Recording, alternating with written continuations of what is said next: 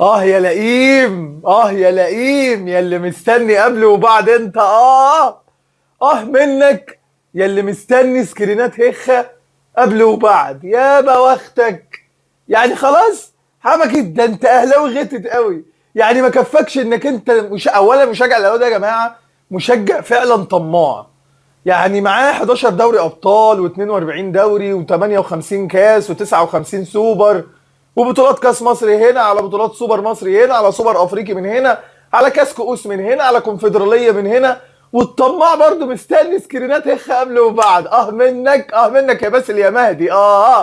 كل الناس يا جماعه، كل الناس طلبها. طبعا ده لفت انتباه، ده اوعى تفتكر ان ده حد عادي، ده الغتت الاول. ده لفت انتباه الفتره الجايه بقى. لا هنحط كهربا ولا هنحط احمد عيد، لان كل دول يا جماعه ما لفتوش الانتباه. اللي يلفت الانتباه انا الاول، ده بعد كده لفت الانتباه بالنسبه لي. طبعا مستني يا لئيم قبل وبعد. صح، لايكك الجميل بس كده عشان اعرف ابدا، وفي الكومنتات نقول لبعض الف مبروك الحادية عشر. هو ده النهارده الكومنت بتاعنا. الف مبروك يا اسلام الحادية عشر، ده الكومنت بتاعنا واللايك بتاعنا الجميل. انا مش هبردك، نبدا كده نرجع بسرعه ونرجع لفت الانتباه القديم. الله، ايه يا اسلام ليه حصل كده يا سيدي؟ ده حر، ما احنا بنجيب لفت انتباه برضه قبل وبعد، فاحنا قبل وبعد. ده بعد، ده وانا اللي قبلها دي كانت بعد، دي قبل بقى. دي اللي تعمل زملكاوي قوي. الباشا ابو 3 دوري ابطال يحط رجله ويلبس نظارته. نبدا في السخن على طول. الحلقه بقى النهارده اعداد احمد مشعل، واعداد احمد بنون، واعداد عمار الاجاوي، واعدادي وثانوي وكل حاجه. النهارده ركوب. لو معاك الكرباج اجهز، لان النهارده احنا راكبين ومدلدلين. اديها. نبدا واحده واحده. انا عايزك كده وانت بتتفرج تبقى واحده واحده، يعني تبقى رايق. لو وراك حاجه فكك مني، امشي. اللي مش فاضي يمشي، لان احنا النهارده بنتدلع. عارف رقصه شيكا لما بيستلم الكاس كل 35 سنه وما بيبقاش لعب ولا ماتش، هو بيعمل بالكاس كده بس مع انه ما شاركش. عارف اللقطه دي؟ احنا النهارده كده بقى. النهارده كل سكرين هناخدها كده. طب ما تيجي نبدا بالاولى بقى. الله عليا، الله. يا حلاوتك يا زلو. احمد شنبو بيقول: تحية واجبة للمشجع الزملكاوي اللي رفع في وشهم علم الزمالك وهتف ضد الأهلي. ربنا يكتر من أمثالك. في النهاية كرهك للأهلي جزء من كونك زملكاوي في الأساس. يا حلاوة أساسك، أنت أوريدي ملعوب في أساسك. اوعى تيشيرت الأهلي يقع، ده يتحط على الراس، ده هيفضل طول الحلقة معانا كده. أمال إيه؟ بص يا بيه، بس انا كده عشان ما نغطيش على المايك، فهات بس نحطه. عايزين اصل التيشيرت ايه، لازم يبقى الاحتفال يا جماعه. مش عارف احط التيشيرت فين. اهو يا جماعه، لو لقينا سكرينه مغطيه عليه هنشيله، مفيش مشكله. تيشيرت الاهلي ده وسام على صدورنا ده. هو بيقول لك: شابول المشجع اللي سيد عبد الحفيظ امبارح في المطار عملوا حنطور، عملوا حنطور وطار. قال له انا عايز اعرف مين اللي هزقني. اوريدي هو عارف ان هو مهزق. قال له: اللي هزقك؟ قال له: اسمه المترجي. يا حلاوتك يا سيد، ادينا افيهات يا سيد كده، قول يا سيد سمعنا. ده مبدئيا. فالمشجع خد الواجب يا عيني لوحده. وبتجات الزمالك قاعده بتقول له كونك انك بتكره الاهلي فده جزء من، اهو، كونك زملكاوي في الاساس. قلنا لكم من زمان، شفنا نقول كده. احنا النهارده بنحتفل، فمش هقول لك جمداني، لكن هو ده اللي دايما بنتكلم فيه يا جماعه، ان مفيش حاجه اسمها مشجع زملكاوي. بتضايق قوي من اللي يقول لي الاهلاويه 70 مليون و60 مليون و50 مليون. انا اسف، ده فكر سطحي. ده لان مفيش مشجع زملكاوي في مصر اصلا، كلهم بيكرهوا الاهلي بس اسمهم كارهي النادي الاهلي، مش مشجعين الزمالك. لا بيحبوا الزمالك ولا يشغلهم بطولات ولا بيفرق معاهم بطولات، لان هم مش بتوع بطولات، هم بيفرق معاهم ان الاهلي يخسر. فهو ده في حد ذاته جزء من كونك زملكاوي في الاساس، من غير ما تقولها يا شنبو. انا عارف اللي بعده. نخش بقى على الوداديين. ما احنا النهارده معانا سكرينات الزملكاويه وسكرينات الوداديه قبل وبعد. طب ما تيجي نشوف حاجه قبل. اوبا تعالى، بقول لك عاجل. فعاجل دي تخليك تهتم بالبوست، فاهم؟ بعد ما التراس فدائي الوداد اعلنت في وقت سابق عودتها للمدرجات بعد الاستفزازات الاخيره لفريق المصري. احنا استفزازات؟ امال انتوا ايه؟ تعالى. فرع فدائي الوداد الموجود في ايطاليا، الفرع هناك طبعا معروفه، الفرع بتاعهم الفدائيون اللي موجود في ايطاليا، جنبيه فرع اديداس، جنبيه فرع بوما، جنبيه فرع الشبراوي الايطالي اسمه الشبراوي مالديني. الفرع الايطالي قال ايه؟ والذي يعمل جميع اعضائه. الفرع اللي هناك بيعملوا فين بقى؟ مش في فودافون، لا، بيعمل جميع اعضائه مع المافيا الايطاليه. يا اختي، كل ده عشان ايه؟ عشان رامين ازازه. يا ابن اللعيبه خليت المافيا تكلم الفرع اللي في ايطاليا، فالفرع قال لهم لو سمحت يا فندم هنحولك لخدمه العملاء بتاعت الفرع، فيقول لهم الو السلام عليكم فدائي الوداد فرع المافيا. اي هبد طبعا. بيقول لك ايه وبالظبط مدينه نابولي، هو عايز يقول لك ان الفدائيون كانوا في مدينه نابولي، في الفرع بتاع مدينه نابولي، مش في الفرع بتاع العمرانيه، لا. هيكون حاضر في النهائي، وبعد كل القصه دي انا هيكون حاضر في النهائي حضور جماهير الجهلي انت وانا يعني المصري نهار الاحد. هيكون كارثه. التراس اهلاوي او المجموعه اللي راحت عملوا معاهم الجلاشه في ملعبهم بشماريخنا بحياتنا بدخلاتنا. معانا النهارده الدخله كانت تتحط لفت الانتباه، بس احتراما لجماهير الاهلي لا، جمهور الاهلي ما يتحطش لفت انتباه، لا. نحط الحاجات اللي انا اسف اللي تلفت الانتباه، الحاجات اللي تضايقهم، لكن جمهور الاهلي ما يتحطش لفت انتباه، فما رضيتش احطها. انا لكم جمهور الاهلي بقى المافيا الحقيقيه يا واد.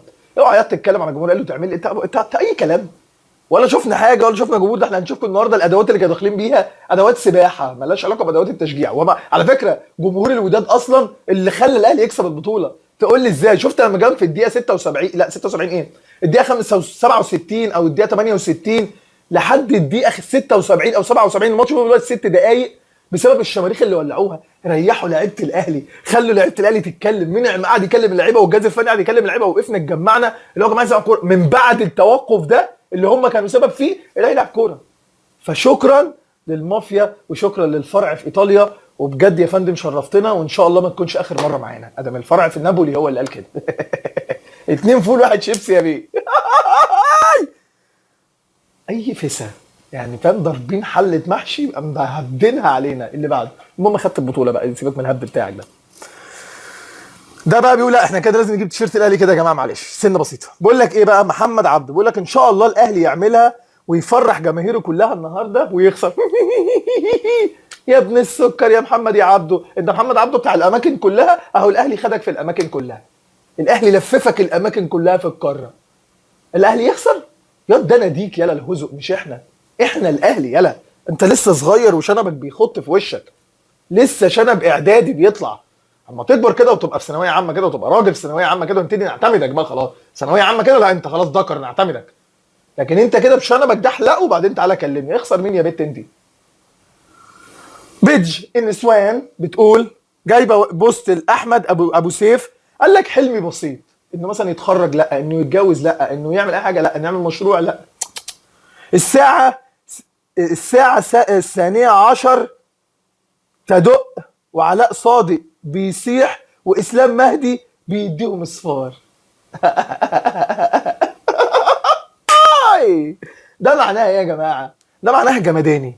لما بيدج المختلط، طبعا انا ماليش الشرف ان بيدج المختلط ينزل لي حاجه، والراجل ده المتابع الجيد ليا احمد حلمه بسيط ان الساعه تيجي 12 يشوف علاء صادق بيصيح ويشوف اسلام مهدي بيدي صفار.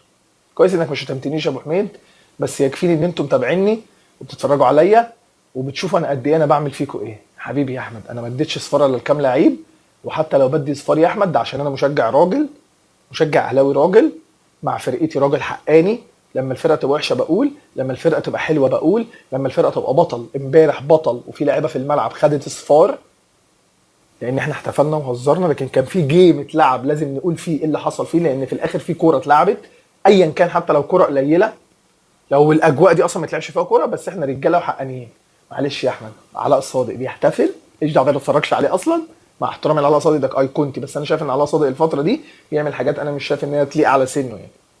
اما انك تشوف اسلام مهدي بيدي صفار لا، يعني حتى ممكن تلاقيني بدي صفار في حلقات الاهلي كسبان فيها، فده عادي يا حبيب قلبي. معلش يا حبيبي لو انت بتتفرج عليا يا حبيب قلبي اعمل لايك وسبسكرايب وادي صفار، وانت صفر يا حبيبي. الصفر ده انت اللي هتاخده النهارده بقى. بص شغل بالهم شغل. بص قال لك واسلام مهدي هو بيديهم صفار، يا جمالك هم بقى فرحانين بالكلام ده المختلط. تمام يلا. لا ده انا عادي، دي كان دي لفت انتباه اللي احنا كنا حاطينها، وبنقول للجميع هس سمع هس مفيش كلام. النادي الاهلي تعظيم سلام، دي حاجه بس كده على الرايق. اللي بعده ثانيه اجيب بس المج الجميل بتاعي عشان نشرب لنا حاجه دافيه كده واحنا مع بعض يا جماعه. في ايه؟ فين الله؟ بيقول لك ايه؟ طبعا دون مشجع زملكاوي، المختلط برده مش هيقراها له. بيقول لك بتخزوقيني يا وداد يا اسطى انت القاره كلها خزوقتك، انت فاكرك الوداد بس؟ طب ما صن داونز كسبني، خزوقك وخرج، حطوا لنا فريق اسهل شويه الوداد. الرجاء شجعته طلعته، الترجي شجعته، طب مش كان الفرقه دي كلها حط عليك يا هزو؟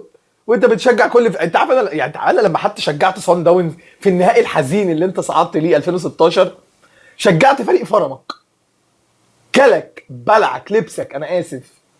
انا اشجع فرقه يوم لما الاهلاويه يشجعوا فرقه بيشجعوا فرقه بتحط عليك، لان احنا عارفين تماما لان احنا بنراهن على الفرس الكسبان، وانت مش فرس كسبان، انت دايما خسرت، مش فرس اصلا مع انك فرس. بس احنا بنراهن على الفرس الكسبان وانت مش كسبان ابدا.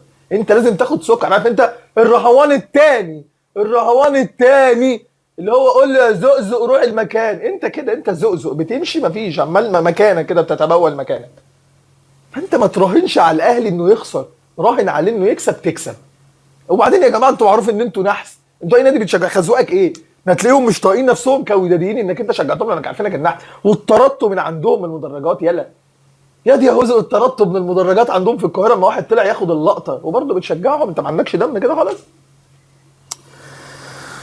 قالها لهم منعم والكل يطيع، احنا رقم واحد يا مقاطيع، اتقالت احنا واحد، احنا رقم واحد. كلام لاعبتنا ومسؤولينا كلام مسؤول. اما نقول لك وجمهور احنا رقم واحد خاف مننا، لازم تخاف مننا، لان احنا الاهلي ما ينفعش انت الاهلي تراهن على حاجه غيره خسران. احنا الاهلي ما تتحدناش، ما تقوليش ملعب الرعب وبيت الرعب. الاهلي لا يعرف ملاعب مرعبه، لا بيروح اي مكان بيأدي ويكسب، ووارد ان احنا نخسر لان احنا نادي كوره، وخسرنا السنه اللي فاتت بفضيحه تحكيميه. لو كان ربنا رايد ان المباراه تتلعب في ملعب محايد بجد بعيد عن المغرب، كنت وقتها عرفت ان احنا معانا 4 دوري ابطال على التوالي، والجميع يعلم ده. احنا الاهلي، انتوا مين؟ ده مشجع للترجي محترم بيقول على خاطر جمهور الاهلي، علشان خاطر جمهور الاهلي يعني، وقت ما ربحونا 3 في رادس وخرجونا من نص النهائي، جمهورهم بيحكي ويقول الترجي فريق كبير وهادي مجرد كبوة، وترجعوا للقارة بقدركم والعثرات تصير لأكبر النوادي في العالم. من كل قلبي مبروك لنادي القرن بطل أفريقيا. راجل محترم، وقسما بالله أنا من الناس، رغم إن أنتوا عارفين أنا ما بحبش الترجي قد إيه، لكن قلت نفس الكلام اللي قاله الراجل ده. أنا قلت الترجي نادي كبير احنا واجهناه في وقت كبوة، لأن احنا يوم ما بنقابل الترجي بنكسبه هناك، بيكسبنا، ما هو بيكسبناش هنا نادرا، لما تقريبا ما كسبناش ولا مره في تاريخه هنا تقريبا يعني.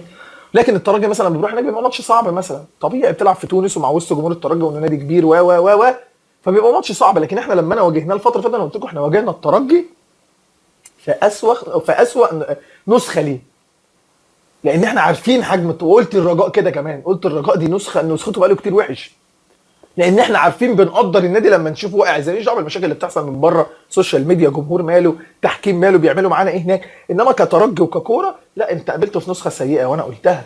شكرا لمشجع الترجي، شكرا للمحترمين في كل الانديه، المحترمين في الزمالك على راسنا، اللي بيحترموا الاهلي، المحترمين في الوداد اللي بيحترموا الاهلي على راسنا، اللي في الرجاء بيحترموا الاهلي على راسنا، اللي في الترجي بيحترموا الاهلي على راسنا. كل القاره طول ما انت عارف قيمه النادي الاهلي، فاذا كل القاره على راسنا. احنا بنحترم المحترم، وهو ده جمهور الاهلي. دي كانت هتبقى احلى لفت انتباه، دي هخليها لك الايام اللي جايه. واحنا الله، ده انت معانا سكرينات هيخه تقريبا النهارده هو الجمعه، هدلعك سكرينات هيخه. مش انت حبيبي؟ مش انت بتطلبها وانا اقدر انفذ لك؟ تقول لي طلب وانا اقول لك لا. عينيا ليك يا اهلاوي اللي بتتفرج عليا، انت اللي بيتفرج عليا هو ده اللي عيني ليه، اللي ما بيتفرجش مش عيني ليه. اعمل لايك وادعم الحلقه، وودي الحلقه لكل الناس، بتنزل لك على اليوتيوب بس. كانت تبقى لفت انتباه. المترجي حطينا وشه في الارض، اضرب يا بدري اتحط وشه في الارض، شيكابالا على طول وشه في الارض. لا تتحدى الاهلي، ولا ما تعملش بطل، ما تركبش سلام من سلامك على راي الاستاذ عنبه، ما تركبش سلام من سلامك، ما تركبش سلام الغز والكيد والنسا، لانك هتيجي مع الاهلي هيزعلك زي ما هو حاطط وشك في الارض كده. جمهور الاهلي الحقيقي دي انا جايبها عشان اسقف لل1000 مشجع او ال2000 مشجع، واقول لهم شكرا يا جمهور الاهلي الحقيقي، الف شكر. زمالك باور بنك بيقولوا ايه؟ خسر من يستحق اللقب. ما عنديش مشكله في الكلمه دي، ان هم شايفين ان الوداد يستحق، اوكي، لكن ليه المنشن ده كله؟ وداد الامه، عشق الوداد، عشاق الامه، وداد عشاق الامه، الوداد وداد واحد، وداد فاضي واحد، مريوطيه واحد، فاضيه كراسي هرم. ايه كل ده؟ يعني ده ايه؟ انت ليه عامل منشن لكل دول؟ قال يعني بص يلا بقى بيتجات الوداد، خدوا بقى واعرفوا ان الزمالك هو عمالين نحكها معاك اهو. انا عمال احك، انا زمالك باور، الباور عمال احك الباور عشان اتشهر معاكم اهو. ايه ده بقى كله؟ انت عامل لي 500 منشن ليه يا ابن التافهه؟ يا تافه يا سطحي، ليه يا سطوحي؟ ليه يا حبيبي؟ خسر من يستحق، اوكي صح، هو شايف كزملكاوي ما بيفهمش في الكوره، شايف ان الوداد يستحق اللي ما كسبش ولا ماتش من ساعه ما صعد من المجموعات. سيمبا تعادل معاه وتعادل معاه في المغرب وكسب بدرجات الترجيح وكان هيخرج. الصن داونز تعادل معاه في المغرب 0-0 والصن داونز بيلعب ناقص 10، كان بيلعب 10، وراح جنوب افريقيا تعادل 2-2 بس خسر في القاهره وتعادل في بلده، ما كسبش ولا ماتش، لكن اوكي. خسر من يستحق يا باسل، تخيل يا باسل يا مهدي، خسر من يستحق. يا حبيبي، شوف اهو، خسر من يستحق اللي ما كسبش ولا ماتش من ساعه ما صعد المجموعات. يا حلاوتك. طب انا كنت في المجموعات وحش واعترفت، لكن بعد ما صعدت كسبت الرجاء وتعادلت معاه، كسبت الترجي ذهاب وعوده، كسبت الوداد وتعادلت معاه، الله. فاذا هو يستحق. وكمان انت زملكاوي، انا هلوم على دماغك انك فاهم كوره اصلا، انت زياط وعيل حكاك، وكان حلم حياتك انك تشوف الاهلي خسران عشان تزيط وتفرح على الميديا وتزيط وتشتم في ده وده وده وده، وتبتدي تعايرنا بجون اللي جابه يحيى عطيه الله بس، وتجيب جون ابو هره الاولاني. هو ده اللي انت كنت عايزه، تبقى زي النسوان، بس ما حصلش. تمام. فاش خرج بوهره، لما خرج بوهره، انا هترجم لك انا المغربي ده، لما خرج بوهره ودخل الخراي ديال المترجي، اللاعب اللي بيشتموه دلوقتي المترجي، عرفت ان الماتش سالة خلص. سالة دي يعني خلص.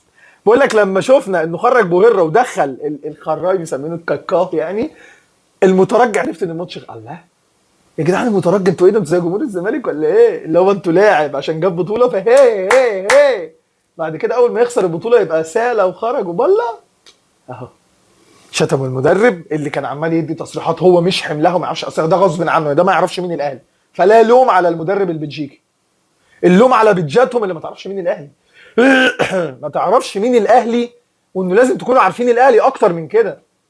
فاتحدونا تصريحات، في الاخر ده اتشتم وده اتشتم والتاني والمترجي اتشتم، وهو هو ده الزيطه اللي احنا عايزينكم فيها ونشوفكم بالشكل ده احسن.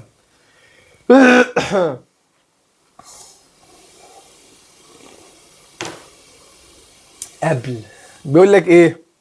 معلش اركن انت يا مترجي، المترجي بتاع السنه اللي فاتت، دلوقتي عشان في واحد تاني دخل قلبي خلاص، اللاعب اللي سجل فينا الجون اللي اسمه بوهيرة. قال لك ايه؟ فرفش يا اخويا فرفش. يا سلام على الاثنين، الطبله والمزمار، عارف الراقصه والطبال، تق بق اللي بق بق الوداد يطبل والزمالك يرقص، تق اللي بق تق ويدلعوا على بعض والوداد ينقط الزمالك، تق ايوه يا زوزه، وتلبس له الطقم بقى وتلف تق اللي بق تق، يطبلوا لبعض، ودي ترقص، زيزي ترقص والوداد يطبل. ده بيقول لك معلش اركن انت يا ابو هرة. مش قلت لكم انا قبل وكتاب اللي انا كنت لسه ما شفت دي، قلت لكم هم بيبتدوا ايه وانا بتكلم على دي، قلت لكم هم كانوا عايزين المترجي يشيلوا، كانوا هيتكلموا على مين بقى لو خسرنا؟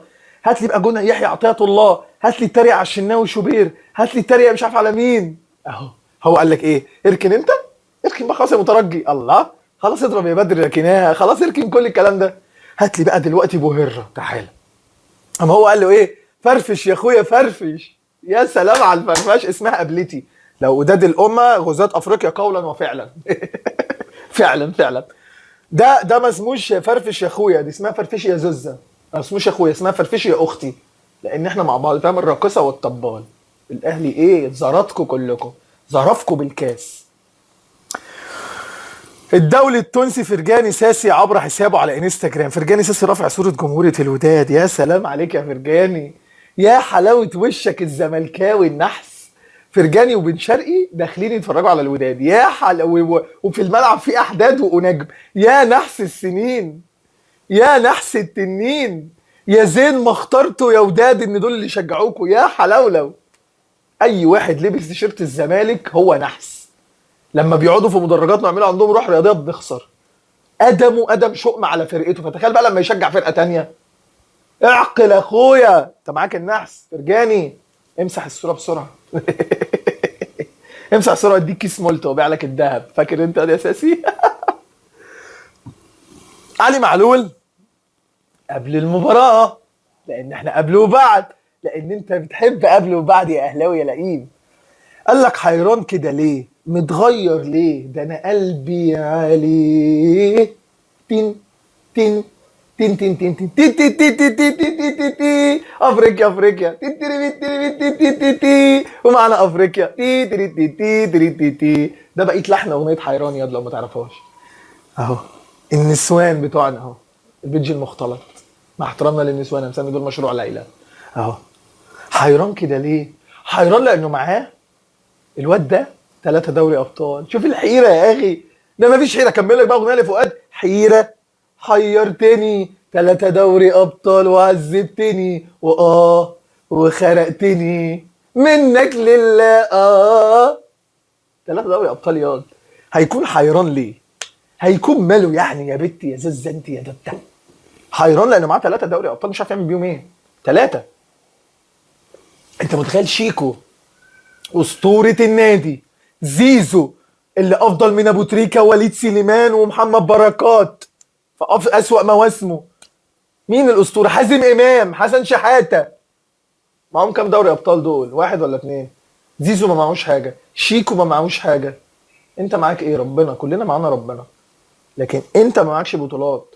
فلو ده حيران يبقى انت بنقول على ايه؟ مش عارف ايه الحيران. عارف انت لما بنلعبكم في الملعب ايه الحيران؟ في الملعب بننقل 31 نقله، انت ده بقى، انت الكذا الحيران. ده واحد معاه 3 دوري ابطال، يلا تقوم تقف له يلا وتدي له تعظيم سلام، افضل محترف في تاريخ مصر ياض. تقوم تقف يلا كده يا بتاريخ ناديك ده يلا. ده كمان بطولتين يا ده. رامي ربيعه معاه 5 دوري ابطال قدك يا رامي ربيعه اللي احنا ما بنعتمدوش.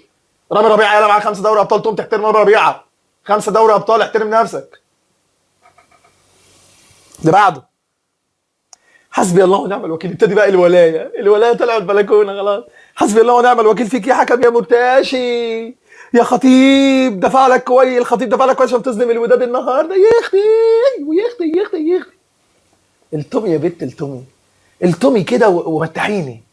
التومي كده انت لطمك بيغسلني لانك زياطه. اما بتاخدي بطوله الدوري يا محرومه، يا اللي بتاخدي مثلا معاكي 13 دوري ولا 12 دوري ولا مش فاكر 4 مش عارف كام دوري، وبتتكلمي مع سيدك النادي الاهلي عشان 2 دوري انا ما كنتش موجود فيهم وكنت مهتم ببطولات تانية. فانا انت حزنك بيغسلني مع انك ما كسبتكيش انت، وانت رابع وعندك فيك اللي مكفيكم، ما عندكيش رئيس نادي وعندك اللي بيضرب بحشيش ويلي ويلي ويلي. احنا نركز مع الاهلي يا ابني، شوف مشاكلك. احنا مالناش دعوه بمشاكل. مشاكل مين؟ انت لما تيجي تقول لواحد زملكاوي يا ابني شوف مشاكلك، يقول لك انا عندي مشاكل. انا ما عنديش مشاكل، انا واخد افريقيا 10 مرات واخد السوبر 8 مرات. تقول له يا ابني انت زملكاوي. يعني ايه زملكاوي؟ انا ما فيش حاجه اسمها زمالك، انا بكره الاهلي. فلو واحد قال لك انا بكره النادي ده، انا مشجع كاره للنادي ده، معايا 10 دوري ابطال. يعني ايه يا اسلام الهبل ده؟ يعني ما فيش حاجه اسمها زملكاوي دي، في حاجه اسمهم كارهي الاهلي. كارهي الاهلي معاهم 10 دوري ابطال زيك، بقى دلوقتي 11 دوري ابطال. شوف انا لسه عايش على الماضي، انا قبل وبعد كمان اهو. لما تيجي تتكلم مع زملكاوي ده تقول لك انت زملكاوي، يقول لك والله انا معاش كده، انا معايا 11 دوري ابطال.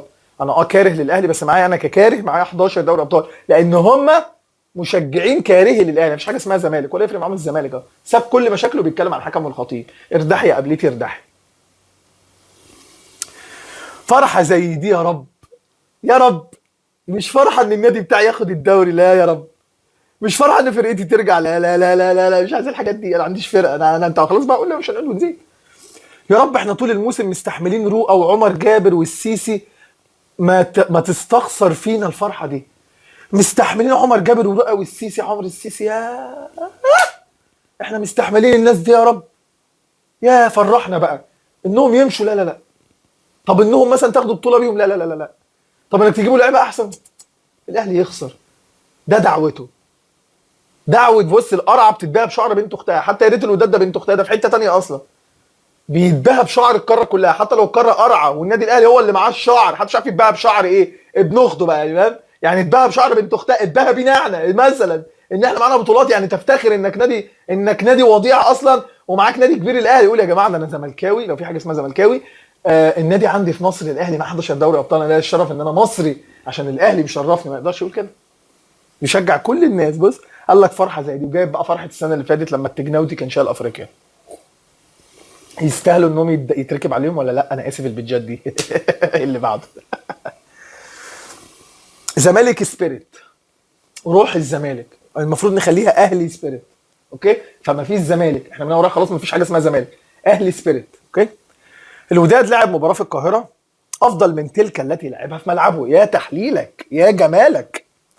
مدرب سيء جدا جدا، متقدم بهدف، بدافع ليه على ملعبك وفي وسط جمهورك. هارد لك لنادي الوداد وجماهيره العظيمه. بص الواد منزل قصيده شرح تكتيكي وازاي تدافع، وكان لازم تلعب بده في نص الملعب، لان نص الملعب بتاعك اتاخد منك بعد الهدف، لكن الهدف كان لازم تتقدم، فالنفس كان لازم يطلع عطيه بن عطيه، ولازم ينزل محمد ابراهيم عطيه، لكن الصول عطيه والشاويش عطيه. قاعد يشرح لي حاجات تكتيكيه. هو بيشرح التكتيك، ابن التكتيك، ابن التكتاكه، بيشرح لي التكتيك، ابن التكتاكه ده بيشرح لي التكتيك وساب فرقته. هو ما يعرفش فرقته عندها ماتش ايه الجاي، يعني هو ما يعرفش الماتش الجاي الزمالك عنده مين. يعني الزمالك هيلعب في الدوري ولا يلعب مثلا في الكونفدراليه، ما هو خلاص هيشارك في الكونفدراليه، ما يعرفش. انا مالي يا عم بالجو ده، زمالك ايه وخرا ايه يا عم، رؤى ايه ودونجت ايه وعمرو السيسي ايه، لا سيبك من الكلام ده يا راجل. يا راجل هات لنا الاهلي يا راجل اللي مكمل لافريقيا، ده الحماس وجمهوره، حتى جمهورهم على اليوتيوب.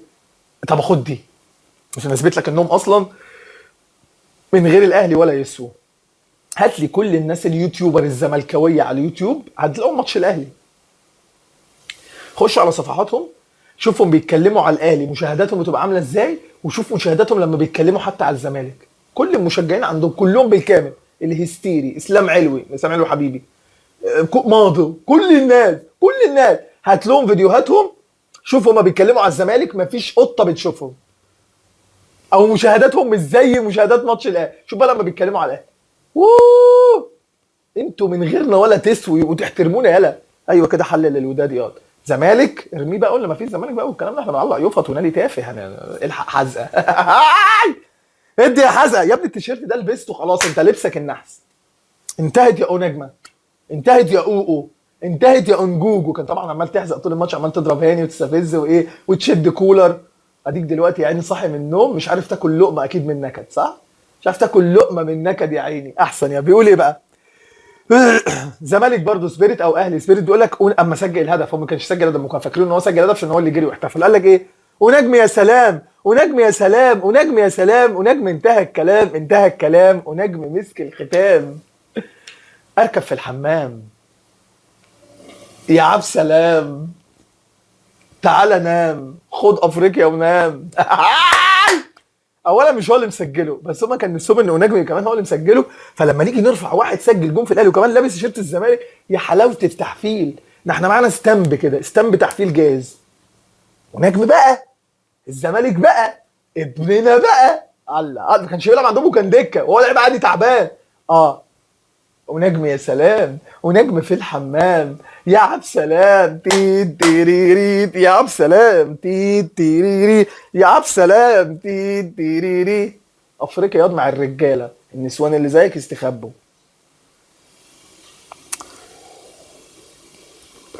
مين ده؟ مين ده مش يعني؟ بيقول لك سيظل الوداد كعبه عالي على الاهلي. مشجع زملكاوي، شكل مشجع زملكاوي، الوش مش غريب عليا، بس هو مشجع زملكاوي ولابس شيرت الوداد وحاطط علم الوداد كانه حاطه في الرئاسه. بص تحس علم الوداد، تحس انه هيطلي بيان اهو. هم دي العينه، اللي بص العينه، هي بيقول لك العينه بينه اهو. بص انا هلبس فانيله الوداد، هطلع اشجعهم. طب هنسمع صوتك بعد كده هتستخبى زي القطه، عارف القطه القطوس، انت هتستخبى زي القطوس. استخبى يلا، استخبى ياض بالبيان بتاعك ده، استخبى. هو نفس مكسور اهو. بعد يقول لك ايه؟ بالحظ الاهلي يخطف لقب افريقيا من الوداد في كازابلانكا. وطي ياض، وطي ياض واخشع عينك في الارض ياض، تطيها ياض، خليناكم تطينا اهو.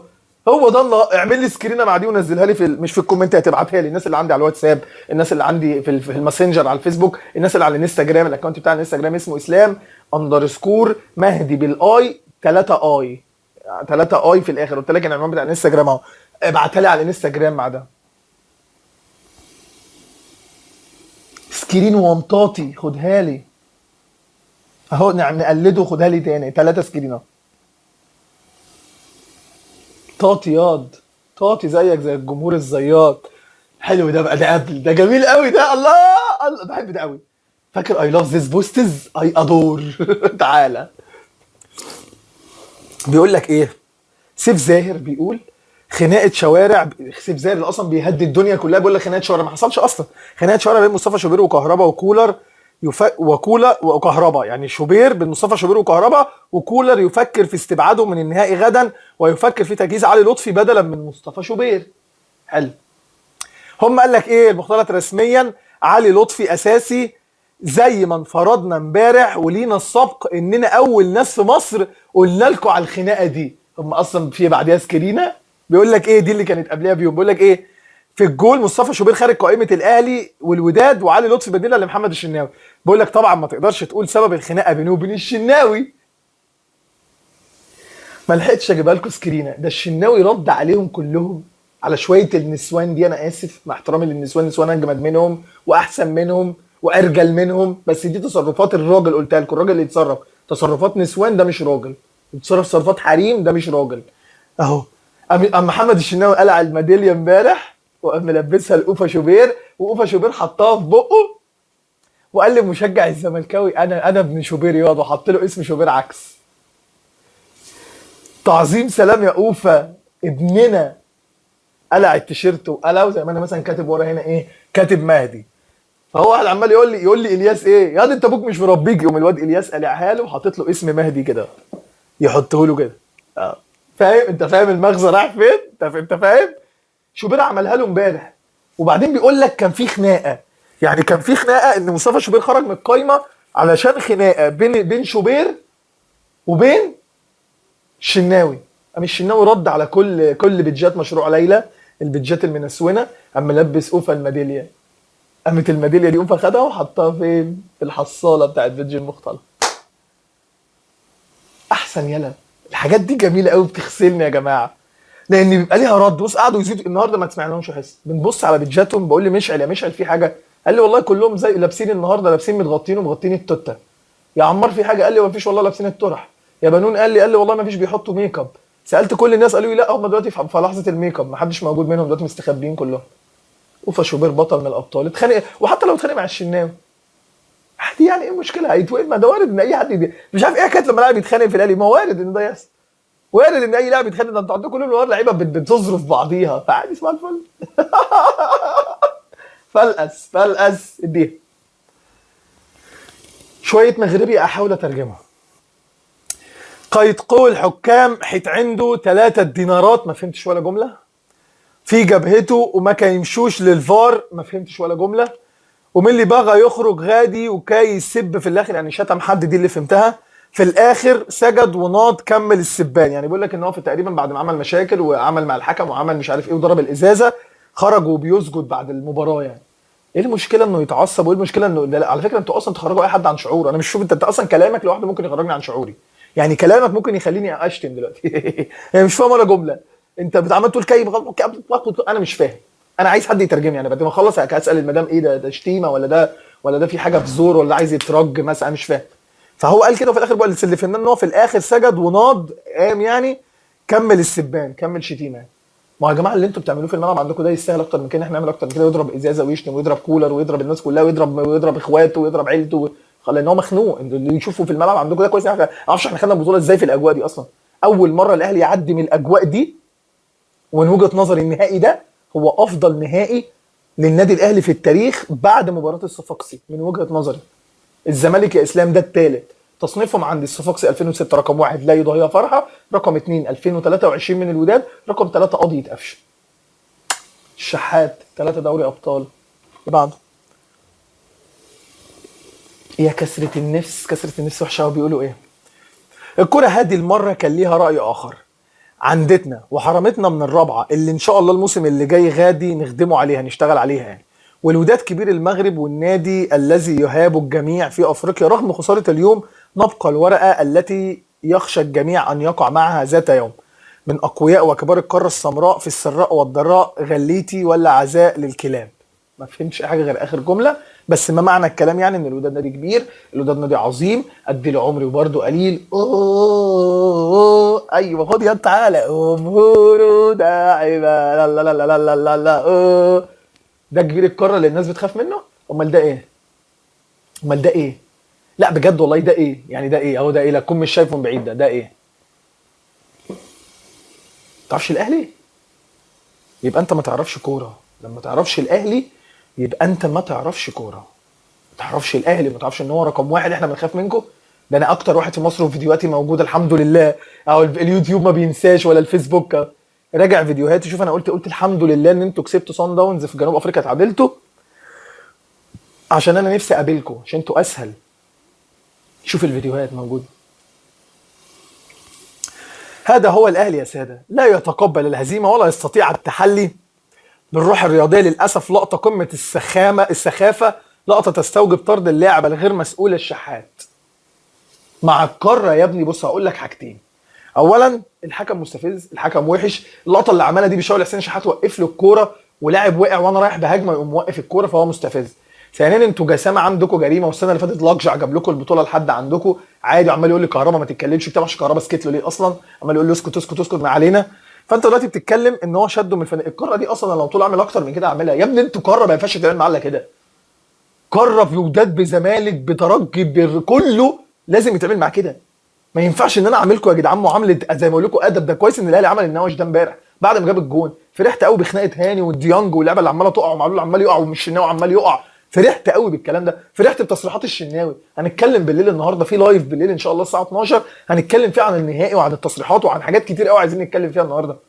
انا فرحت بالكلام ده يا جماعه. ده انتوا قاره ما ينفعش معاكم ولا ده؟ اقسم بالله العظيم يا جماعه ده قاره فيها الزمالك. هتقول لي الزمالك ماله؟ هو كده قاره ملعبكم شماريخ وتضربوني بشماريخ وعمالين تضربوا المدرب والحكم وي وي وي وعمالين تعملوا نوش وحوارات. يا جماعه عيب يا جماعه، عيب يا جماعه. بص بقى، بص الخضه. بص شوف طلعت لك ايه؟ صفاره اهو. الصفاره بتاع احمد امين وطه الدسوقي اهو. بص اهو.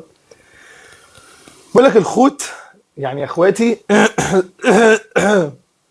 بالنسبه للصفاره، راى الامن تلقى تعليمات باش اللي عنده حيدوها ليه، واحنا عارفين هي من بين اهم الاسلحه ديالنا للضغط على الخصم. بارتاجيو ولا قولوها لاخوتكم اللي غاديين للتيران. افهمك دي ان انا فهمتها يعني. هو بقول له لاخواتي بالنسبه لرايح الامن هيقول لكم بلاش الصفاره دي، حيدها شيلها يعني، واحنا عارفين هي من بين اهم الاسلحه ديالنا، الاسلحه بتاعتنا للضغط على الخصم. بارتاجيو شيروا الصوره دي يعني، ولا قولوها لاخواتكم اللي غاديين للتيران اللي رايحين الاستاد. شوف انت بقى الرعب. شوف الاهلي امبارح عمل لهم دخله رجال، دخله اسود، دخله بترد. لو انت فاكر ان انت بتقول ان الجمهور في مصر كذا، انت عارف في قد ايه انت فاهم الامور بتبقى ماشيه ازاي. مش هتكلم في النقطه دي.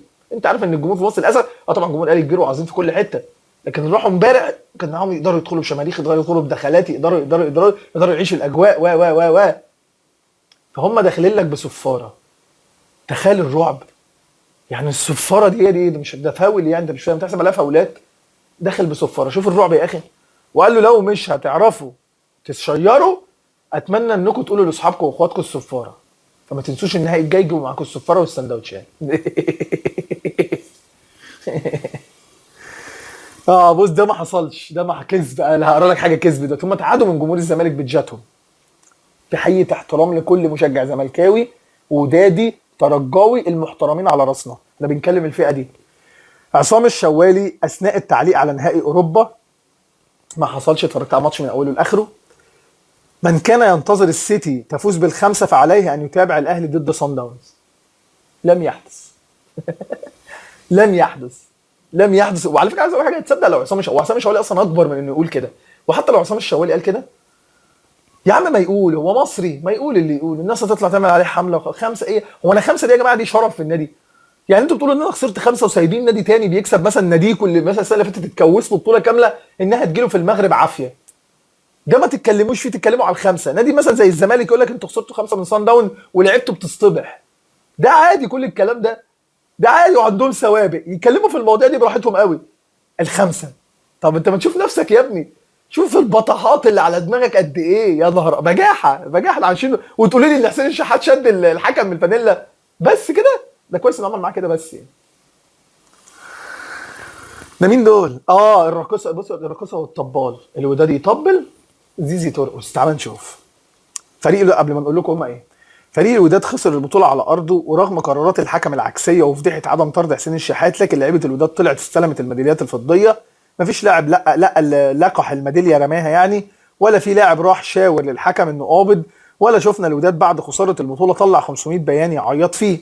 هي دي كره القدم في اي مكان في العالم، الكره مكسب وخساره. فرنسا خسرت كاس العالم، الانتر خسر من يومين دوري ابطال اوروبا، والعالم كله عادي بيعترف بالهزيمه. مفيش غير نادي واحد في العالم اللي فاهمين ان الكره مكسب بس، ولما بيخسروا بيكونوا السبب مؤامره الحكام والكاف والولايات المتحده ولجنه حموم الانسان. المهم يخترعوا سبب الهزيمه. هم بيقولوا ايه ده حلو قوي دي يا جماعه، دي ممتعه. بيقول لك ايه بقى، الطبل بقى بيقول لك ايه، بيج الوداد، تقبل الهزيمه والتحلي بالروح الرياضيه من قوانين الكره النظيفه، اللعب الاحترافي، واحنا الحمد لله كانت وفر فينا هذه الشروط، لان كل شيء وارد في كره القدم، وبالنهايه راح هناك رابح وهناك منهزم، وقدر الله وما شاء فعل. الله.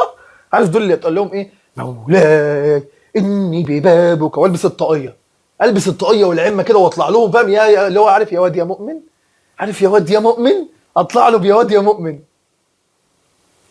نقسم في الرد بقى. حبيب قلبي، حبيب قلبي، حبيب قلبي، هنتكلم على لقطتين وهنتكلم على الشيوخ. تمام، يعني مش عايز اشبه دول بكده، والله العظيم مع احترامنا للشيوخ، الشيوخ دول على راسنا، لا سيبك من الحاجات اللي فيها دين دي عشان ما بحبش اقرب من الحاجات اللي فيها دين. ونتكلم على المحترمين دول. حلوه دي ها. اللقطه اولا لقطه جسامه ولقطه يا لهوي. ومين اللي بيتكلم؟ اسمعني. لا والنبي دي عايزه تكتكه. عملت لايك؟ عملت صح؟ تعال. اول لقطه هو بيتكلم عنها لقطه جسامه اللي حرفيا فلقنا في ملعب مركب محمد الخامس 2017. حرفيا كان حكم سيء وممل وكل قراراته غلط وعايز يكسب الوداد باي طريقه. فاحمد متعب قال لهم زيرو بس، وطلعنا استلمنا الميداليات ومشينا. عمرو السوليه رمى الميداليه. ليه؟ لان دول كانوا مكبوتين يا عيني، واحنا رايحين اتعامل معانا مشاكل واحنا داخلين المدرجات. قلتوا الملعب محايد يا سيدي، ولا محايد ولا نيله، وقبل الماتش باهلي. انت متخيل يعني ايه قبل ماتش اتعرف ان الوداد صعد للنهائي؟ اتعرف ان الوداد صعد للنهائي وقال لك لا احنا هنعمل النهائي هناك. ده خلاص الوداد صعد للنهائي يا جماعه، ازاي تعملوا كده؟ ازاي تقولوا كده؟ ده فريق صعد للمباراه النهائيه يعني خلاص النهائي يتلعب، تقوموا قايلين الملعب ملعب الوداد، يعني تحدد الفرقتين، انتوا محددين. لا اصل احنا محددينه والاتحاد خبى الجواب. ايه الكلام ده؟ ما ينفعش. حتى لو جواب اتبعت، حتى لو لازم يبقى الملعب طرفه مش موجود، طرف فرقه من دول ما يبقاش موجود. انا من وجهه نظري كده ده ظلم. بلاش، هنعتبر ان الماتش ده اتحدد من اول البطوله انه في المغرب، صح؟ والكلام ده انا قلته اصلا يومها ومن سنه، مجازا ان الملعب كان اتحدد من قبل البطوله انه في المغرب. يعني فير اهو، الاهلي مش مظلوم. مش المفروض ادم ده ملعب محايد يبقى الملعب 50-50، تقسمه نصين، ما تدينيش حته فيها 2000 واحد وتقول لي هي دي ده مكانك؟ لا ما ينفعش. فطبعا حسينا اننا اتظلمنا، فرمينا الميداليه في وش القاره. وانا ما اخدش ميداليه مركز ثاني، خد ياض العبوا بيها يالا مصاصه، اعملوها شخشيخه ياض، ما نعملش بيها حاجه، الميداليه دي العبوا بيها. فتمام. طب اتكلمنا عن الموقفين اللي فيهم ظلم، سيبك من كده. بص الحته دي، بص مين اللي بيتكلم. بيقول لك مش عارف مين لما تتكلم على الشرف. بص مين اللي بتتكلم عن الشرف. بص بيقول لك مفيش نادي، بص دي جميله قوي، دي تتبروز، دي تتعمل كده وعلقها هنا مثلا تابلو جنب درع اليوتيوب، فاهم؟ بيقول لك مفيش غير نادي واحد في العالم اللي فاهمين ان الكوره مكسب بس، ولما بيخسروا اسمع ياض اسمع، بيكون السبب ايه يا كتل؟ المؤامرات والحكام والكاف والولايات المتحده. ده بخال بيقول علينا احنا كده النادي اللي ما عندوش حاجه واحده، اللي حسن شحاته اللي المفروض اسطورتهم قال لك طول ما جمهور الزمالك بيدور في دايره المظلميه والمؤامره والحكام عمره ما هيكسب بطوله. بيقول لك علينا احنا اللي كده. طب على الاقل انا شوف اللي بيتكلم اصلا. طب على الاقل انا يا راجل، طب انا نادي بعيط، وانا نادي بتكلم عن المؤامرات وبعيط لما بخسر بطوله. هي على فكره حاجه حلوه ان انا اصلا ابقى رافض الهزيمه وابقى متضايق وابقى محروق، دي حاجه اصلا كويسه قوي. وبعدين بتكلمني في نهائيات، مش ماتش في الدوري اخسر تقول لي التحكيم وعايزين تدوا الدوري الاهلي. بلاش كل ده. ده نادي اصلا كبير، ولما حتى بيتكلم على الظلم بتكلم وبعيط في بطولتين خسرتهم، بعديها باخد 3، بعيط في 2 واخد 4. انت فاهمني؟ يعني حتى وانا بعيط بس قادر ان اقوم، قادر ان اكسب تاني. فاهمني ولا مش فاهمني؟ فاهمني تعمل لايك، مش فاهمني تكمل. ها انا يا سيدي بعيط بس بقدر زي الدكر اقوم واخد بطولات. انت بتعيط وزيرو، وده بيعيط وزيرو. الله، هو لازم تطلعوا بيانات ونعمل ايه يا عم؟ احنا نادي بيانات، واحنا اصلا كجمهور الاهلي بنتضايق قوي من البيانات دي، والاهلي بقى له فتره ما بيعملش البيانات دي خلاص. يعني بقى لنا خلاص من ساعه ماتش الوداد خلص موضوع البيانات ده. لكن على الاقل انا بعمل بيان بقدر بعديها اكسب بطوله. ده الفرق بيني وبينكم يا قاره، يا قاره ما فيهاش جدع. يعني النادي ده لا ده هبه وهو بيتمنى فوز الفتح الرباطي على الزمالك، بس وقتها كانت بسمسم وما بتعملش فتنه. يعني هو نتيجه مش عارف المتوقع، مش عارف عايز ايه، وشوبير كان بيتمنى لك انت عايز ايه يعني؟ ان الناس تشجع الوداد. طب ما انت عندكم جمهور شجع. انت قصدك ان الناس دي بيتضايقوا من المشجع اللي راح وقالوا ازاي مشجع؟ لا انا ضد الناس دي كلها عادي. يعني انت شوف مشجع راح زملكاوي شجع الوداد، خد اللي فيه النصيب من سيد عبد الحفيظ، اسمه المترجي بعد كده ده العنوان. اسمه المترجي ياض، وخد اللي فيه النصيب. انا شجعت صن داونز وكنت طالع مع خالد الغندور في الحلقه بتاعتي مع خالد الغندور لما طلعنا على الهوا سنه 2016. قلتها له كده، كنت طالع على السوشيال ميديا بقالي شهرين، كلموني قالوا لي انت نجم كبير تيجي تقعد معانا يلا حالا. والله العظيم اقسم بالله قالوا لي تعالى انت لازم تطلع في التلفزيون من اول ما طلعت.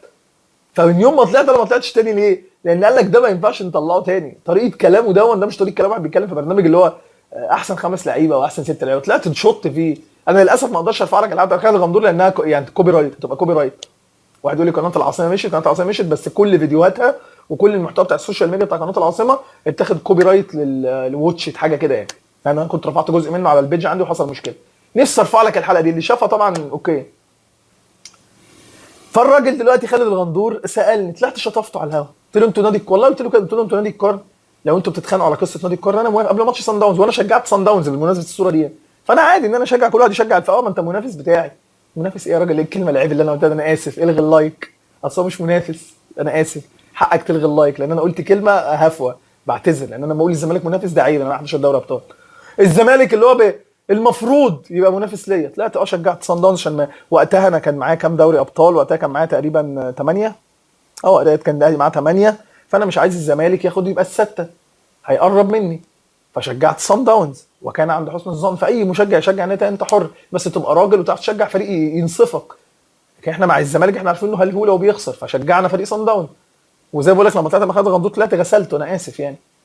قال لي نادي القرن، قلت له حتى لو انتوا نادي القرن هنعتبر ان انتوا نادي القرن، هتفضلوا رقم 2 يا كابتن خالد في مصر. بص في الارض، والله العظيم اقسم بالله حول الكلام على كريم رزق الله اللي كان معايا. قلت له كده، قلت له حتى لو انت كابتن خالد الغندور على الهوا كده، قلت له حتى لو احنا نادي القرن، لو انت الزمالك نادي القرن هتفضل رقم 2 يا كابتن خالد. قام واحد عمل مداخله تليفونيه والله العظيم، قال لو سمحت يا كابتن خالد انا عايز اكلم الواد ابو نضاره، كنت لسه بالنضاره. فبقول له نعم يا مش عمر. قال لا انت بتتكلم في ان احنا نادي القرن، وان نادي القرن دي لقب انت بتقول ملوش لازمه، وان الاهلي هيفضل رقم 1 والزمالك لو حتى خد لقب نادي القرن كان يبقى رقم 2. قال لا دي حاجه تسويقيه، وتسويقيه دي اللي بتفيد النادي الاهلي، والاهلي لاعب ماتش ريال مدريد عشان هو نادي القرن. ايه العلاقه ماتش ريال مدريد مين يا ابني؟ مدريد ايه ولقب نادي قرن ايه اللي انتوا عاملين عليه زيطه؟ دي بطوله يا ابني بحاجه بالنقط عملت 94 وما كنتش انت لسه خدت التسعه. مقنع انت بتوع مش هتقتنع بيها خلاص فكر. اصل احنا حراميه بقى، هنعمل ايه؟ احنا نادي حراميه صعب عندكم. شوبير ابن سيدا كده وشوبير سيدكو. حلوه دي قوي. يقول لك ايه؟ المهم انك تتكيف مع ليك. بص بيقول لك ايه اشرف صبحي، المزاج العام كلنا منتخب مصر والاهلي يمثلنا واتمنى لهم التوفيق. فهم بيقولوا عليه كده. واحد بيقول له ايه؟ بالتوفيق ان شاء الله لوداد الامه. اسمه عبد النبي رضوان بيومي، رقم كاتب اسمه في البطاقه، فاهم؟ ناقص بس يحط رقم البطاقه، فاهم؟ ذكر اعزب انثى، فاهم؟ يحط كده ورا كل الحاجات دي. يا استاذ عبد النبي رضوان بيومي، السيد ابراهيم عبد النبي رضوان بيومي، انت بتتمنى وداد الامه تفوز. اهو فخر الامه هو اللي فاز. وسياده الوزير كلامه صح، سيبك من حته منتخب مصر دي، انا بالنسبه لي المزاج العام هو النادي الاهلي. فالمزاج العام يمثلنا واتمنى لهم التوفيق. ما هو الوزير لازم يقول كده، لا حتى لو زملكاوي، ما هو زملكاوي بس لازم يقول كده ان هو منصبه يقول كده. جمال علام لا ليه اهلاوي ولا زملكاوي ولا بيفهم في الكوره اصلا، وكان موجود امبارح قاعد صباح الفل. صباح الورد عليكم، خليها تاكلك انت بس. حسبي الله ونعم الوكيل يا اخي، حسبي الله، حسبي الله. قطر يا طاهر بيقولوا له كده، بيقولوا له حسبي الله ونعم الوكيل فيك يا قطر. واحد بيقول له منك لله يا ابن منك لله. واحد قال له مصطفى عبده، بص بقى مصطفى عبده قال لهم ايه؟ قال لهم معلش يا خالتي. حلاوتك يا مصطفى عبده، حلاوتك انت تيجي تقعد مكانه يا مصطفى. رد جميل قوي. هم قاعدين يحاسبينه على اطهر الطاهر اللي سر البطوله ده سر البطوله اطهر الطاهر ده. حبيبي يا زول، حبيبي يا زول. فعمالين يعددوا، بص منك لله منك لله يا ابني، منك يا اخوي يا اخوي يا اخوي يا اخوي. ابو واحد قال لها ايه؟ معلش يا خالتي. صح مش شايفينكم ولا كده؟ معلش يا خالتي. هو ده الرد يا جماعه. ارد لو رديت مصطفى ما اقدرش اعدي مصطفى، مصطفى ده جامد، مصطفى ده جامد اعلى مني النهارده. مصطفى شافوه يا ابني الحلقه كانت تتسمى باسم مصطفى عبد، قال لها معلش يا خالتي. معلش يا خالتي ادهني. صوره جميله، قال لك ان شاء الله الخير ما زال قادم. الصوره جميله قوي يا جماعه. صوره فيها كسره كده شويه. طبعا دي قديمه، دي اصلا كانت في بطوله قديمه، لكن دي كانت امبارح جبران. جميله الصوره، فيها كسره حلوه كده. لا تتحدى الاهلي، دي الرساله بتاعت الصوره دي. انت مش قد الاهلي. بص دي بقى عياط ما بعد بيقول لك ايه. المكان المخصص لجماهير الاهلي، لا يعقل ان جماهير الاهلي جم حوالي 300 شخص، اولا هم 1000 او 2000 او 1500 شخص، وتعطيهم النص في الزون 5، وتعطيهم 2000 تذكره، وكل شعرفهم ما يجوش. كان اتمنوا من السلطات يخلوا الجمهور الودادي يزيد يدخل، حيداك البلاصه غتبقى خاويه. بزاف عليك عجيري، بزاف عليك. اولا هم بيقول لك هيجوا 300 واحد، اتفاجئوا طبعا بالعدد، ان العدد داخل 2000 واحد. هم ادونا 2000 تذكره، ال 2000 تذكره خلصوا. انا في جروب، انا في طبعا الجاليه المصريه بالمغرب، انا كمان زوجتي مغربيه، ففي جروب مصري شهير قوي الجاليه هناك كده، عاملين الجاليه المصريه في المغرب، فانا مشترك معاهم في الجروب ده على الواتساب، فبعرف الاخبار، بعرف الناس. الجروب اصلا فيه عدد كبير قوي، جروب الواتساب فيه عدد كبير قوي قوي قوي قوي. فالناس كلها اصلا في الجروب قالت احنا كلنا هناخد التيكيتات، ومعانا التيكيتات، وجبنا التيكيتات، وجبنا تيكيتات لاصحابنا، وبنستلمها بالباسبور اصلا. يعني التيكت انت ما بتدفعش فيه فلوس، ما بتدفعش فيه قيمه ماديه، انت بتستلمه بالباسبور بتاعك، الباسبور المصري يعني. فكل الناس راحت، وكان في ناس جايه، واللي جايه من هنا واللي جايه من هنا، في ناس جت من انجلترا، احمدي حبيبنا اخونا احمدي جه من انجلترا، وناس جت من هنا وناس جت من هنا وناس جت من مصر فطبيعي 2000 مشجع. بعدين يا راجل حتى مش عايز تديني حقي في الملعب. شوف يا اخي البجاحه. يعني انا جيت السنه اللي فاتت خدت الملعب كله واديتني حق، مع ان ده ملعب محايد يا عم المحايد، ودلوقتي مستخسر فيها الحبه اللي انا. بس عملوا لكم رعب. ال 300 اللي انت شايفهم 300 دول كانوا 2000 واحد، بس ال 300 عملوا لكم رعب، وعملوا لكم دخله هتيجي دلوقتي اللي بعده. الدراري اللي قدروا يتحصلوا على التذكره هاتشي ضروري غدا. يعني الرجاله اللي خدوا التذاكر بكره ده ضروري قوي. الحاجات دي ايه هي بقى؟ الليزر. انت بتلعب قطط. انت بتعاملني ليه على اني قطه؟ ده تعمله البوهره عندك، بوهره تعمل له كده. انت ليه بتلعبني ان انا اسمي اسلام قطه؟ بص، وصفاره عشان لو جهاد جريشه عطل ولا حاجه ترميها له. وطبعا تيجي بتيشيرت الوداد، ما تجيش بتيشيرت مثلا بتروجيت، ولا تيجي مثلا بتيشيرت الرجاء، لا انت رايح تشجع الوداد، فخلي بالك انك بتجيب تيشيرت الوداد، معروفه يعني، معروف حماده هلال. انت جاي تروح تشجع الوداد، طبعا لازم تيجي بتيشيرت انبي، معروفه اللي بيشجع الوداد يجي بتيشيرت انبي، دي حاجه، دي ثوابت في كره القدم معروف. واول حاجه تيجي بالشماريخ. هم ما دخلوش بالشماريخ اصلا، دخلوا شماريخ جمهور الاهلي. ايه هو دخلوا بباراشوتات وكام شمروخ اللي وقفوا بيهم الماتش وكسبونا، يعني حتى الشماريخ اللي دخلوا بيها الحمد لله اللي كسبتنا. شكرا لكل الادوات الجميله قوي دي، فاهم؟ ناقص بس احنا معانا مقلمه وقلم فلوماستر ومسطره، عارف البرجل، فاهم؟ ونجيب الشنطه ونروح الصبح بالسندوتشات اللي في البوكس لانش. اعظم نادي في الكون، لو كل الدنيا ضده هفضل احبه في جنون، جمهوره رقم واحد، المنتاليتي تفرق. خالد السيد، ما اعرفش ده نص ملعب الزمالك ولا ايه. بص دي جميله دي، بيقول لك تم ارسال تصريحات كهرباء المتلفزه والتي قال فيها باستهزاء معيش غير 2 جنيه والله، و5 جنيه هفطر بيهم الصبح فول وطعميه، وصور العزومه مع ما هيتم ارسالها مع التصريحات المتلفزه، هيبعت صور العزومه بتاعته اللي نشرها على موقع التواصل الاجتماعي للمحامي الايطالي لتقديمها للاتحاد الدولي. استهزأ كمان وماطل النهايه هتكون اسوأ مما تتخيل. صدقني انت لو ما عملتش لايك حرام عليك والله العظيم. بص بيقول ايه، هو ده واحد ما اعرفش مين ده، بيقول لك هنبعت شكوى للفيفا ضد كهربا، هنرفق معاها ايه بقى؟ شوف اللي هيدين كهربا ايه. ده مش هيدين كهربا، ده هيطلع، ده هيدين ايه كهربا؟ طبعا لازم يدين كهربا، امال هيدين طبعا لازم يدين كهربا. هيبعت ابن اللعيبه تصريحاته متلفزه اللي هي شتم فيها الزمالك، لا قال ان انا معايا فلوس في البنك ومش هطلعها. بص بقى الفكر ده فكر زملكاوي بحت بقى، ده الفكر اللي هو عارف، اللي هو اخيرا وجدتها. هيرفق معاها تصريحاته وسندوتشين الفول والطعميه، لان كهربا قال معيش الا 5 جنيه اجيب فول وطعميه الصبح، زائد صور العزومه. فاذا هو عامل عزومه يعني معاه فلوس، لكن قال ان انا معيش الا 5 جنيه اجيب فول وطعميه. قال قفشتني، انت قفشتني، عارف انت مسكتني يا اختي، انت قفشتني. شوف التافه، انا اسف. هيجمع شريط فيه المعلومه دي، كهربا بيقول انا معيش الا 2 جنيه اجيب فول وطعميه. الفول والطعميه اصلا عشان تشتري سندوتشين، 3 سندوتشات 4 سندوتشات تشبع بس كده هتدفع لك بتاع 30 40 جنيه. تمام، سندوتشين طعميه وشويه بطاطس شويه مخلل مع كنزايه عشان تعرف تتكرع بعد الاكل اهو كده، لازم محتاج لك بتاع 30 40 جنيه. فالتصريح غلط. لكن لو كهربا قال لك انا هاكل سندوتش فول واحد وترشي، اعتقد دي ادينه اكتر، لان الترشي بيبقى فيه ادانه، لان بيقول لك الترشي جاي من الترش او الخرطوشي، عارف الخرطوش؟ فالخرطوش جاي من الترشي. لو قال ترشي ما انا خليني تافه، ما لازم ابقى تافه، لازم اجاري الفكر ده. اوعى تفتكر ان ده رد طبيعي، ده رد واحد اهبل اللي انا هقوله لك ده. ده كلام مش حقيقي، اللي بقول لك ده كلام اصلا عبيط تقوله وانت قاعد بتعمل كاكا، يعني كلام انت بتقوله وانت في الحمام بتكلم نفسك لوحدك وانت قاعد على التواليت كده. فاللي هو ايه، الترشي جاي من الترش، فاخويا الطرش ما بيهزرش. انما الطعميه جايه من الفول، صنعها ياتي من السميات. اما الفيديو اللي هو عمل فيه العزومه فكان فيها لحمه راس، فالراس دي مش راس عجل، دي راس حد تاني، هم قطنها له وحطوها في طبق. اي هبد اللي بقوله ده عبط، صح؟ انت بتقول انت عبيط يا اسلام ومجنون وعندك مرض نفسي. ما هو انا بتعامل مع دول لازم اكون دي هفت خلاص. انت فكرك انا عقلي سليم؟ يلا انا عقلي ده اصلا نصه عاقل عشان اعرف اتعامل مع البشريه وعيالي ومراتي واهلي، النص التاني مع دول ميت خلاص، مفيش مخ. بيقول ايه ده؟ هيرفق ايه مع مين عشان يدين ايه؟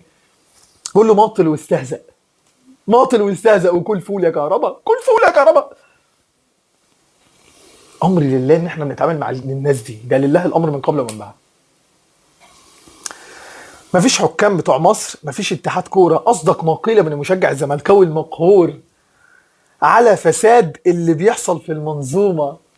اهو الواد يا عيني اللي انتوا فرحانين بيه، معرفش هو راح فين، اختفى، قعد يعيط زي النسوان في مطار مركب في مطار محمد الخامس، قعد يعيط زي الولايه.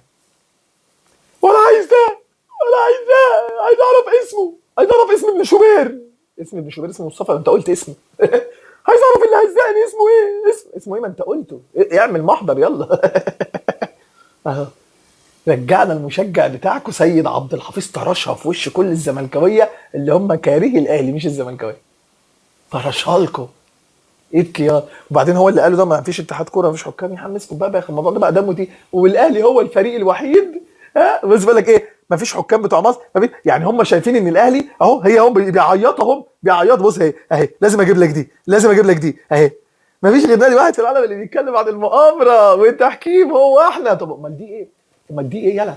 امال دي ايه؟ اهي هنجيبها لك. امال دي ايه؟ استناني، امال دي ايه؟ امال دي ايه؟ شفت؟ الميكس مش هتلاقيه غير في الجمدان هنا. ما انت هو اللي بتعيط ومنسون اهو وفرحان بالمشجع بتاعك. دي جبناها مكرره، دي بتاعت اللي هو بيشرحوا التكتيك بتاع الوداد اللي هي فاهم، بس دي بيدج تانية، كان الزمالك سبيريت تقريبا، الادمن هو ادمن في الزمالك فور ايفر، بس جبناها دي. بيدج زملكاويه او كارهه للاهلي بيقول لك وكانوا بيشتموا زيزو علشان اللعب النظيف ده، لاعب الوداد وقع وهم فضلوا يلعبوا 5 دقايق مش عاوزين يطلعوا الكوره. يا بت يا زيزي يا زوزة، انت عارفه ان الواد بيضيع وقت؟ هو يعني وقع مصاب؟ هو ما فيهوش حاجه وقام بعديها وعمالين يضيعوا وقت. يا زوزة يا اللي كنت بتعيطي منهم لما كانوا بيعملوا معاكي كده، يا زوزة مسيرك لو وصلتي نهائي بعد 10 سنين ولا بعد 15 سنه ولعبت الوداد هناك هيتعمل معاكي اكتر من كده يا زوزة. وهاجي اجيب لك الحلقه دي يا زوزة وهحط عليك يا زوزة. ماشي يا زوزة زيطي. ممر شرف التكريم اساطير الاهلي اللي جابوا لهم البطوله، شابوه والله العظيم. طبعا احنا مش هنرد على الهبل ده، الحكم ده ضيعنا، كان نفسه نخسر البطوله. مملكه زي اللي مضيعنا دايما الاثيوبي ومصر. ها ممر شرفي، انا بكلم بقى زيك مشروع ليلى عيل دبله، اما بكلم دبله زي البيج دي يبقى لازم امشي زيهم. انا اسمي اسلام الدقه معاهم ابقى زيهم. يلا شابوه، شابوه يا مملكه سيم. نعمل له ممر شرفي، هو اللي كسبنا البطوله. اصل انا مش هكلمك يلا لو شافك راجل معتمدك مثلا ومعتمد ان كلامك هبتدي اشرح لك تفاصيل والحكام بتعمل فينا ايه وايد انرامو والعرجون وجسامه ولقجع، لو هشرح لك القصص دي اتعمل فيا ايه في 4 5 نهائيات في حياتي، فانت مش هتصدقني في الاخر هتقول لي من اللي عليك. طب ما انا عليا كتير يلا، ده انا اتظلمت بالكره، ده الكره ما بتظلمش غيري لان انا الوحيد اللي بكمل وبنافس، فطبيعي لازم الحكام دي تحط عليا لان لازم يوقفوا الاسطوره دي. الاسطوره دي لازم تقف، دي هم عايزين يوقفوا الاسطوره دي، هم مش عارفين. فعشان كده انا اكتر نادي بتظلم والله يا ززه، انا اكتر نادي بتظلم من التحكيم والله العظيم. فلو انا هتكلم عن مؤامرات انا حقي اني اتكلم عن مؤامرات مش انتوا. اخر سكرينه معانا وانا اسف ان دي اخر سكرين، انا ما كنتش حابب، كان نفسي اكمل معاك اكتر من الساعه، ساعه وخمس دقايق ايه بس، يعني نفسي اكمل معاك اكتر من كده، بس غصب عني، غصب عني والله. اقسم بالله جمهور الاهلي فرحان بانهم فلتوا من الحفله بتاعتنا اكتر من فرحتهم بالبطوله. ده احنا جالنا اكتر من 1000 رساله على الصفحه بعد نهايه الماتش.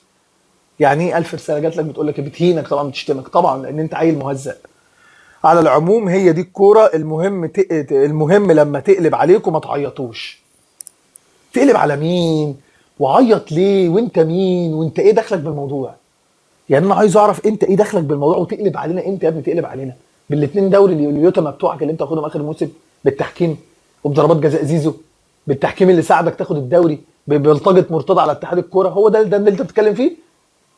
تقلب على مين يا ابني؟ عمرها ما تقلب عليا، وحتى لو قلبت عليا 10 سنين هفضل رقم واحد يا ابني. لو الدوري قلب عليا 15 20 سنه هبقى انا برضو سابق. لو الكاس اتقلب عليا 10 سنين هفضل انا سابق. لو السوبر المصري قلب عليا 10 سنين هفضل انا سابق. لو السوبر الافريقي قلب عليا 7 8 سنين هفضل انا سابق. ده رقميا، انا مش بكلمك بزرد. لو بطوله افريقيا قعدت كام سنه ما اخدهاش دلوقتي، يعني الفريق اللي بعدي مازيمبي والزمالك خمسه. لو قلبت عليا البطوله 5 سنين ما بياخدهاش الا انت كزمالك، هفضل انا رقم واحد. يبقى انت 10 دوري ابطال، ده طبعا ده في الحلم. هبقى انا 10 دوري ابطال، هبقى انا برضه 11. ده لو انا خلاص ما باخدش افريقيا لمده 5 سنين، فهتقلب عليا امتى؟ عمرها ما تقلب عليا اصلا. هي هتزيط عليا لان انتوا زياطين. انا لما بخسر بطوله انت بتنسى ان انا الكبير في نهايه الحلقه. انا الكبير، انا الخطير. لا ده الياس ابني برضه، يعني برضه له التحيه والاحترام برضه. انا الكبير، انا الخطير، انا النادي الاهلي. يا شويه انديه ما تعرفش قيمه ده. هنختم بايه بقى؟ رقم واحد ياض. باي باي.